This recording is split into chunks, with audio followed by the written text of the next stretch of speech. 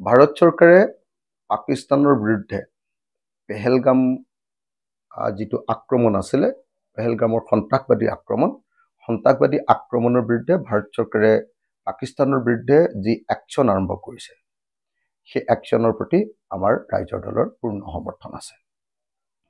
আমি স্পষ্টকৈ কৈ দিব খুজিছোঁ যে ৰাইজৰ দলে ভাৰতৰ আভ্যন্তৰীণ বিষয়ত ভাৰত চৰকাৰে লোৱা নিৰাপত্তাৰ প্ৰশ্নত, আভ্যন্তৰীণ নিৰাপত্তাৰ প্ৰশ্নত ভাৰত চৰকাৰে লোৱা সকলো বিষয়তে আমি সহমত পোষণ কৰোঁ।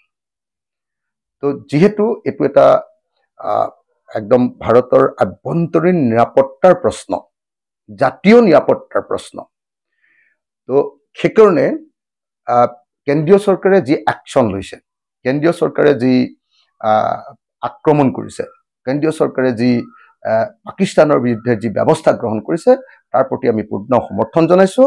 আৰু এই ক্ষেত্ৰত যেতিয়ালৈকে কেন্দ্ৰীয় চৰকাৰে পাকিস্তানৰ বিৰুদ্ধে বা সন্ত্ৰাসবাদীসকলৰ বিৰুদ্ধে একশ্যন গ্ৰহণ কৰি থাকিব, তেতিয়ালৈকে ৰাইজৰ দলৰ সমৰ্থন, পূৰ্ণ পৰ্যায়ত সমৰ্থন আমি ব্যক্ত কৰি থাকিম। আমি ভাৰতবাসীৰ লগত আছোঁ, আমি ভাৰত চৰকাৰৰ লগত আছোঁ, আমি পাকিস্তানৰ বিৰুদ্ধে আছোঁ।